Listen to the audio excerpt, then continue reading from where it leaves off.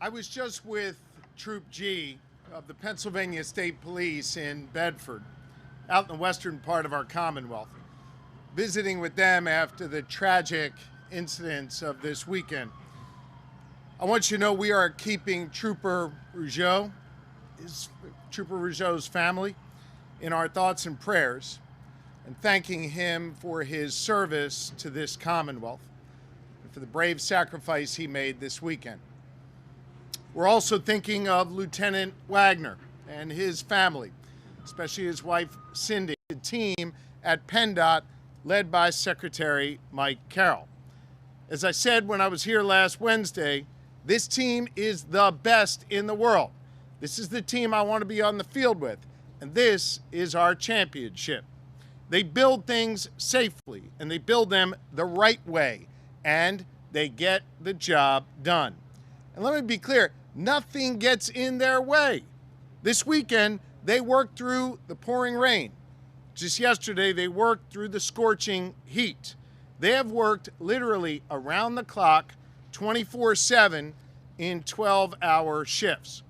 And while so many Pennsylvanians were enjoying this holiday weekend, celebrating Father's Day with their families, these hard-working Philadelphia buildings tradesmen were out here on the job, working their tails off to get this road reopened as quickly as possible.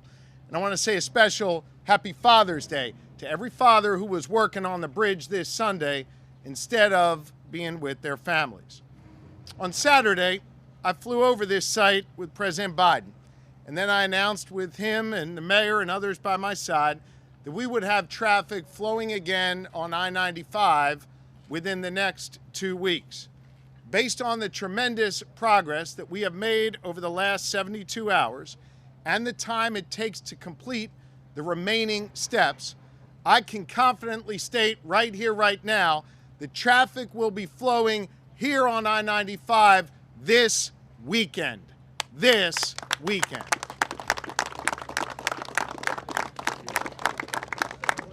We have moved with all possible speed and precision at every level of government. Let me again thank the President of the United States, the Secretary of the Department of Transportation, and all of our federal partners who have spared no resource to help us get this done. We've brought together federal, state, and local agencies, together with our contractors, our suppliers, and our workers. I want to say a special thanks to Mayor Kenney, whose active hands-on leadership here, making sure everything we needed from the city, every issue that was needed to be addressed in the city was addressed because of Mayor Kenney's leadership. Mayor, we thank you and your administration. Everyone has worked around the clock to get this done, and we have completed each phase of this project safely and way ahead of schedule. You know, the experts that first day on Sunday told us it would take months to reopen I-95. We are now on track to open I-95 in just about 2 weeks after the collapse. We're showing the rest of the country that Philly and the Commonwealth of Pennsylvania, we're tough. We're showing them what we are all about. We're showing them our grit and our resilience. We're showing them our ingenuity and our hard work. This is what it looks like when we all work together. This is what it looks like when government comes together to get the job done for the good people of our city and our Commonwealth. This is what it looks like when cops and construction workers work together. This is what it looks like when the ingenuity of Delco meets the grit of Philly and we work together to get it done. This is what it looks like when we all come together. When we're tested and when the eyes of the nation were on this site right here in Northeast Philly, we all rose to the occasion together. And we showed that we can do big things again here in this city and in the Commonwealth of Pennsylvania. And this section of I-95 behind me is proof of that. This weekend, you'll have less time in traffic and more time with family and friends. This weekend, our struggling local businesses here will hopefully be filled again with great patrons ready to enjoy their food and their beer and all the services they provide. This weekend, our commuters will finally be able to set their Monday morning alarm clocks back to the regular time because they won't have to spend extra time in detours. And this weekend, Secretary Mike Carroll will finally leave his temporary digs inside that truck and go home for a very well-earned rest. And with that, it is my pleasure to introduce our great Secretary of PennDOT, Secretary Mike Carroll. Secretary. Good afternoon, everyone. I'll take a minute today to answer what I see on the internet and in social media, questions relative to the recycled glass aggregate. I think it's important for folks to know that that glass aggregate is not new. It's been used in Pennsylvania for 7 or 8 years, underneath I-95 in various sections already. Beyond Pennsylvania, that glass aggregate is used in Maine, Rhode Island, New Jersey, Virginia, and as far away as Arizona. Those states, like Pennsylvania, recognize the quality of the product and its uses in certain applications like this. In fact, in Rhode Island, the application there was to a depth greater than what's behind me. And I'll offer this as well. Each one of those panels that are being raised and set on that structure weigh about 13,000 pounds. A vehicle, traditional sedan, about 3,000 pounds. The totality of the weight from the barriers will be about 400,000 pounds, far in excess of any truck that will traverse the new structure. I have 100% confidence in its ability to withstand the traffic that's on that facility once we open it, and I know that, like these other states, it will work just fine in Pennsylvania as it has for the years that we've been using it. We have wonderful aggregate choices in Pennsylvania. There are traditional aggregate options that we use. In this application, because of the unique circumstances, this was the right product. It's safe, it's sound, it's ready to go to work. And I will stop there and say thank you to all the folks that have worked so hard. I've had a chance to witness their wonderful, skillful talents. I'm thankful to the Philadelphia Fire Department and Police Department, the Office of Emergency Management, those folks like the folks at PennDOT in District 6 and in Harrisburg and our consultants, working behind the scenes, but in coordination with all the efforts to ensure successful completion of this project. And having cited the Philadelphia Police and Fire and Office of Emergency Management, I'll bring forward their wonderful leader, Mayor Kenny. I thought he was calling Dominico. Thank you very much, and good morning, and thank you, Governor, for returning again to Philadelphia as we continue to recover and rebuild from the disastrous collapse of I-95 last weekend. And thank you to Secretary Carroll, who's actually become an honorary Philadelphian. Happy to have it. So thank you for all your hard work. We're so grateful for the steadfast support from the Governor's office and PennDOT. The remarkable response and dedication of federal, state, and local partners has been nothing short of astounding. And I'm equally impressed by the hard work of construction crews who have labored nonstop through the holiday weekend to get this done for the city of Philadelphia, our state, and for our country. I'm proud of the work that we are doing together. If you've been watching the live stream, you've seen significant progress has been made, as you can see behind me. This is not easy work, but together we are making great progress thanks to a clear shared goal, because we all know the impact that this collapse is having on workers, travelers, businesses, and families.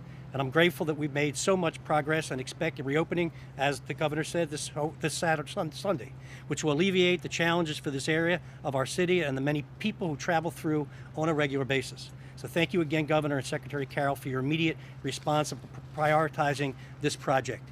I also want to take a moment to recognize all the incredible people behind me representing almost every department in the city, our wonderful state police, and all these construction men and women who work hard and work skillfully to get this done. I want to thank everyone involved. So I want to thank everyone here for their hard work and support. I am proud of what we've accomplished together. I look forward to our continued partnership as we work to finish this project. And again, Governor, I'm glad you're here. Thank you very much. Thanks, Mayor. Thank you. All right.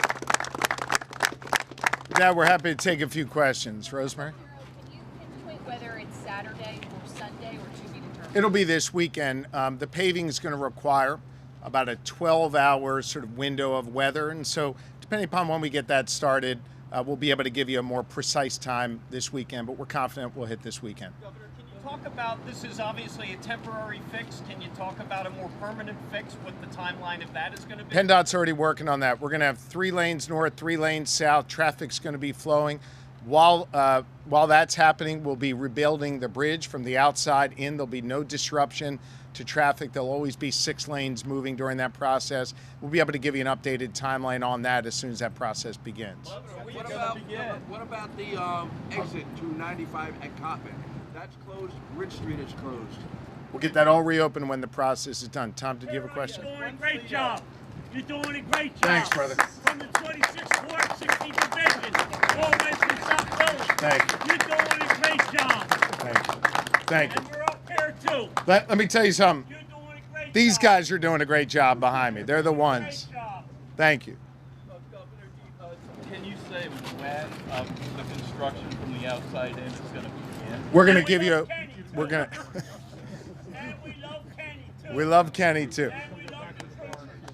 As soon as we get this reopened, then we'll be happy to give you a timeline on the permanent bridge fix. Governor, do you have an update on the cost of all this? I heard Administrator Batt tell a Senate committee last week that $3 million they gave was about a 10% down payment, so that would be about $30 million.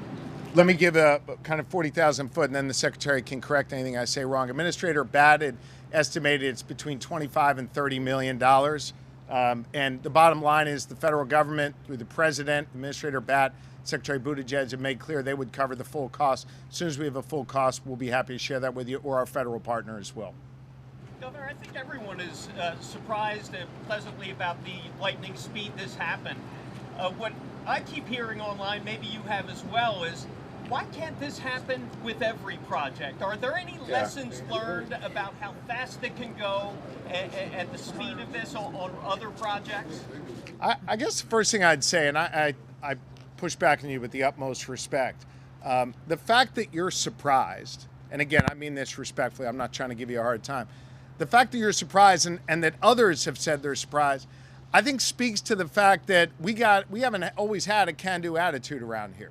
That we can get big things done. We can get it done quickly and safely. We can see a crisis and we can manage it effectively. We're able to do that because of all these folks behind you. From our first responders and fire who got the fire out right away and secured the location, to our police who worked to make sure no one other than the truck driver was injured or lost their life, to these building trades folks led by Ryan Boyer who said, we're going to go out there and get this done. This is a can-do town, and I'm a governor who believes we can get big things done again. We are going to make sure that we change that attitude of people being surprised to folks expecting excellence from us, because people behind me, they're excellent, and they're always up to the task. Shapiro, what can you tell us about communications with the driver, Nate Moody's family, and the trucking company? Can I ask you to repeat that? I said it hard. What can you tell us about communications between you, your office, and Nate Moody's family, the driver, and the trucking company? I think that's something for the state police to comment on, and I'm not sure they're prepared to do that at this time. Obviously, there's an investigation underway at the state police and with our federal partners. As the mayor indicated, I think a couple days ago when we spoke together, I think he speaks for all of us. Our hearts go out to the family. We send them our well wishes, and we're praying for all of them. Can you speak to the process that has to get done to open the Cottman Avenue exit? Yes. You know, you asked that question over there, then you moved. You're going to get the same answer, man. Anybody else? Go ahead. Mayor Kenny, quick question. I know the Commerce Department had gone to some of the businesses that have been impacted. The governor mentioned those businesses getting people back in.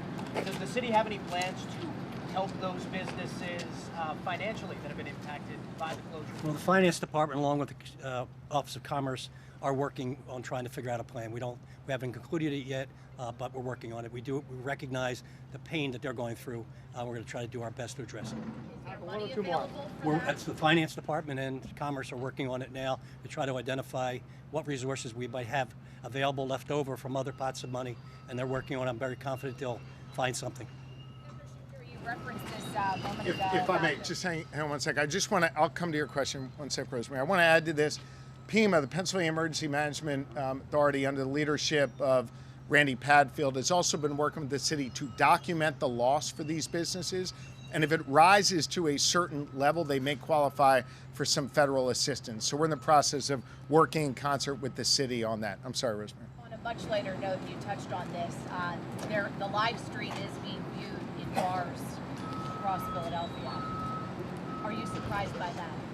Has this become something of a sport? I think, look, there's a sense of civic pride, I feel. Folks are cheering for us. They're cheering for these folks that work with Ryan Boyer and the rest of the Philly building trades every day. I'm proud that they're getting to see what I know about these guys, that they are the most excellent workers in the nation and that they bust their asses for us every single day to build our infrastructure. And so I'm excited that the public is seeing that. I must confess, I'm completely addicted to the live stream. I have it up on my phone, my iPad when I'm in the truck. I look at it first thing in the morning, at night. I'm constantly texting Boyer. There was one moment early on where the dump truck pulled away because it was full. The loader picked up a load of rebar, started turning around. I'm in my office in Harrisburg, in the governor's office, and I'm screaming at the television because there's no dump truck there. They're about to dump the rebar on the ground, and then just like a perfect, I don't know, like synchronized swim match or something, I don't know, it pulls up, the dump truck, they load the rebar in and they take it away. These guys know what they're doing. It is amazing for the public to see. I've loved watching it. It pumps me up, and it should pump up all of us to know that these guys are out there doing this hard work every day. I'm proud of the civic pride people feel, and I feel it too. This is obviously not the first crisis we've dealt with this year, let alone the past few weeks and few months. I guess, how is everyone able to keep the energy up? And I was wondering, with the recent events we've dealt with in Philly, has this affected how you guys will respond to future crises? I think everybody here is a professional. We all have a job to do. From me and the mayor to Boyer and the tradespeople who are out doing the work to the secretary. One of the things that we've all focused on here is recognizing each and every one of us has a job to do, and we've all gone out and executed. I'm a believer in my administration. I think we've infused this through our leadership team, and you can see it, Mayor Kenny's team and everybody here.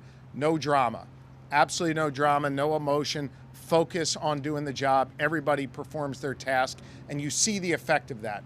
Everybody coming together, doing their job, and we're going to have this road reopened this weekend. Thank you all very, very much. Good. Stay tuned on that. We got a surprise for you. Folks, quick. Senator Jimmy Dillon here, and before the gentleman leaves, if you'd all kindly join me in wishing our governor a happy birthday today. Happy birthday, Governor Shapiro.